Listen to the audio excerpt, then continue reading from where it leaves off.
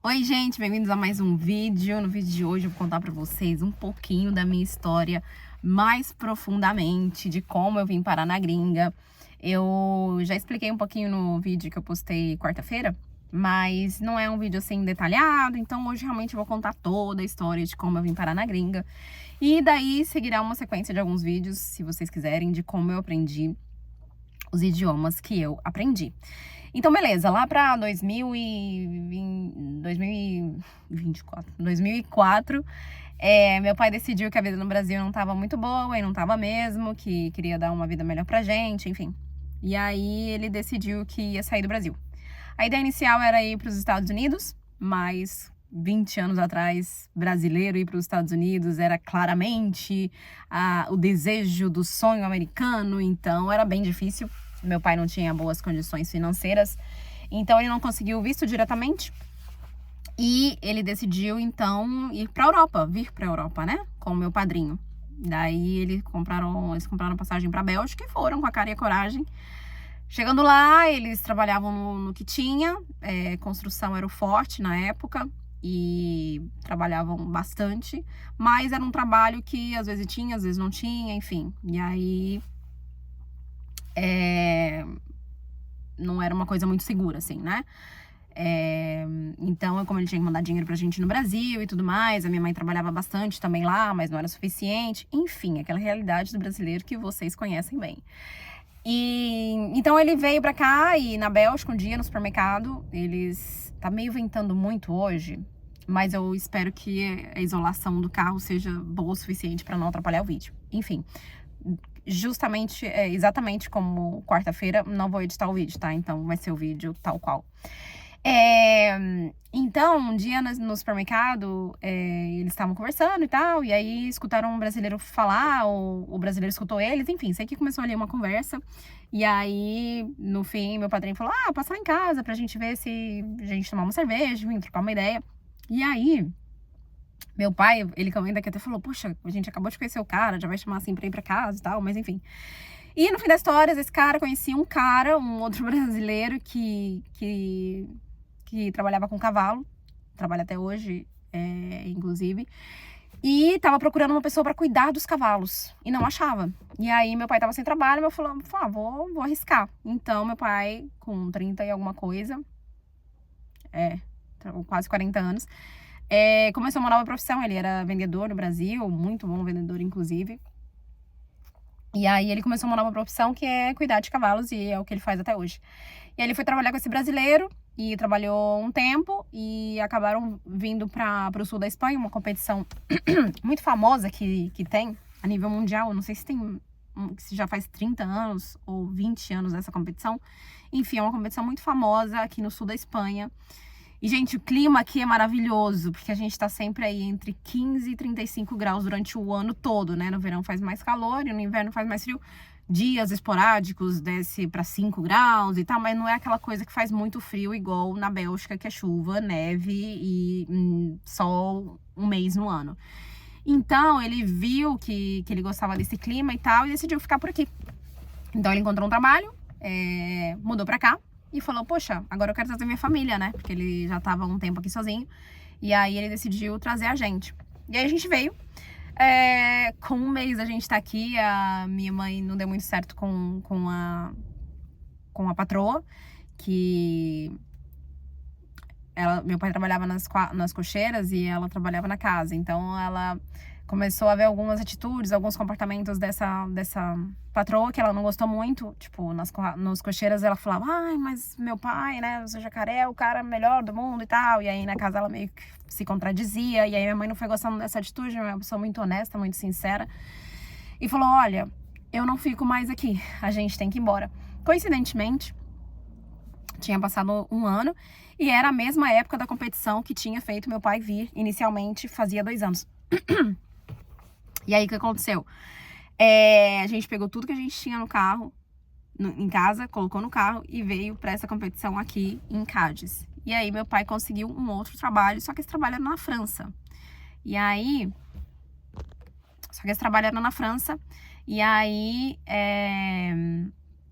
a gente foi pra França. A gente saiu daqui, a gente foi pra acho que é Genebra, né, em português. Geneve, em francês. E aí, lá em Geneve, o chefe, o patrão do meu pai, pegou a gente foi pra França, uma cidadezinha bem pequenininha. A gente foi morar nas Cocheiras, tinha um apartamento lá pra gente. E assim, a gente começou a nossa vida na França. A gente ia pra escola, meu irmão e eu. Era uma época em que a internet estava começando, né, a ser mais acessível. E então não tinha muito o que fazer, a gente não tinha acesso a isso, então a vida era ir pra escola, estudar, voltar, brincar, comer, tomar banho, dormir e no dia seguinte começar de novo. E aí a gente chegou na França e a gente deu entrada no processo, né, pra ter a permissão de residência francesa. Só que a França, não sei se mudaram as leis de lá pra cá, que certamente, acredito que sim, faz 20 anos isso, né, mais de 20 anos. A França é um país muito acolhedor sempre que você faça as coisas de acordo com a lei, tá? Então, na época, para você morar na França, você tinha que pedir para ir para lá, estando fora do país, dar entrada em todo o processo. Quando fosse aprovado, eles falassem assim, agora você pode vir, você podia ir. Mas estando lá, era muito difícil deles aceitarem que você ficasse, deles te darem essa permissão de residência. Então, eles decidiram que iam deportar a gente, iam mandar a gente embora pro Brasil. O diretor do colégio achou um absurdo, porque a gente era alunos exemplares, a gente gostava muito de estudar, a gente tinha se adaptado muito bem à cultura francesa e ele decidiu, então, fazer uma petição que passou por várias casas na cidadezinha onde a gente estudava, para que a justiça repensasse esse veredito e não nos deportasse. Só que não adiantou muito, ele chamou a imprensa, a televisão, jornais, e na época o Caco Barcelos era correspondente da Globo em Paris e viu no jornal francês a família brasileira que vai ser expulsa da França porque não tem papel e tal, e foi para lá entrevistar a gente. Então, em 2004, a gente passou ali uma semana no Jornal Nacional, a gente é de Goiás, então também passou ali no Jornal Popular, a família brasileira goiana expulsa da França e tal. E a gente teve ali aqueles 5 minutos de fama, porque nos deportaram da França. Só que, dada a situação, o governo falou assim, geralmente, se a gente expulsa você, você tem que ficar 5 anos sem voltar no país. Mas como a gente vê que realmente vocês querem ficar, que vocês são uma família honesta, enfim, vocês vão embora, mas vocês fazem a petição, vocês podem fazer a petição para vir morar aqui e quando for aceita, vocês vêm. E assim a gente tentou fazer. Mas, como a gente voltou para o Brasil e meu pai já tinha aprendido esse novo ofício, ele não teve problema nenhum em encontrar um trabalho. Então, foi a gente pisar no Brasil e ele ter ofertas de emprego para trabalhar com cavalos no Brasil. Então, ele foi para São Paulo trabalhar num Aras lá e a gente ficou em Goiânia durante 1 ano, até que a patroa dele, que morava na França, falou assim, olha, a gente decidiu morar na Espanha e eu gostaria muito que você voltasse a trabalhar com a gente. E pelo visto é mais simples para você conseguir os papéis na Espanha. Então você vem e aí você traz a família de novo, enfim. E aí o que acontece? Aqui na Espanha tem uma coisa que se chama empadronamento. Eu não sei como é que se chama em português, mas basicamente quando você chega para morar numa cidade, você vai lá na prefeitura e fala, olha, eu tô morando aqui, né, para entrar para a estatística daquela cidade que quando as pessoas moraram lá, moram, enfim, toda essa parte. E aí o meu pai, quando ele decidiu vir da Bélgica para a Espanha, ele ficou sabendo que tinha que fazer isso, então ele foi e se empadronou na prefeitura da cidade onde ele morava naquele momento. E aí quando você vai embora do país, você deve falar, ou do país ou da cidade, olha, eu estou indo para outra cidade. Então se você continua na Espanha, você vai e se empadrona em outra cidade. Mas como a gente foi embora do país, a gente simplesmente foi embora e esse registro ficou. Quando a gente decidiu vir para Espanha, saiu uma lei.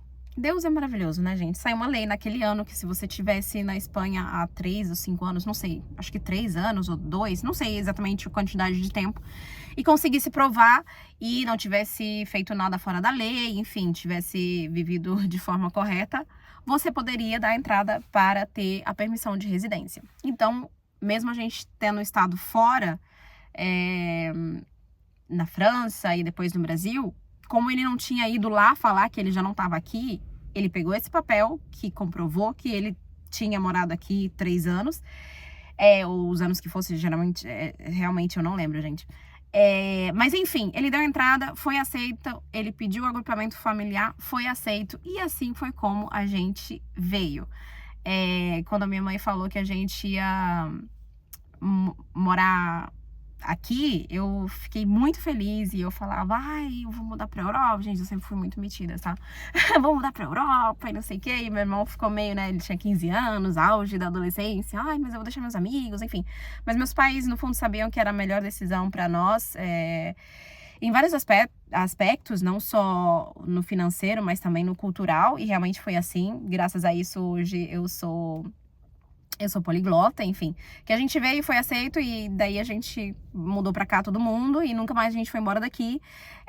Nesses 20 anos, eu morei um tempo na França, morei um tempo na Grécia, perdão, na Bélgica e nos Estados Unidos, mas a minha base, assim, falasse, não, onde você mora é aqui em Cádiz, na Espanha, no sul da Espanha, com um clima maravilhoso, de uma beleza singular, que eu adoro. Realmente, você vai em cada cantinho, assim, tem uma beleza especial mesmo. Enfim, eu adoro morar aqui. E daí foi que eu aprendi espanhol. E depois, se vocês quiserem, eu posso fazer vídeos falando mais detalhes sobre o meu aprendizado de espanhol e como eu aprendi inglês, enfim, todas as línguas que eu aprendi. É isso, eu queria contar um pouquinho da minha história pra vocês, porque quarta-feira eu postei, mas foi meio que por alto, assim, era só realmente, gente, tô voltando, tá? Tô voltando para ficar. E agora realmente é mais a história completa, né, desse episódio, dessa parte da minha vida. Enfim, graças a isso eu tô aqui, eu falo esses idiomas e acho que é só, 2 minutinhos, tá bom, né? Um beijo e até o próximo vídeo.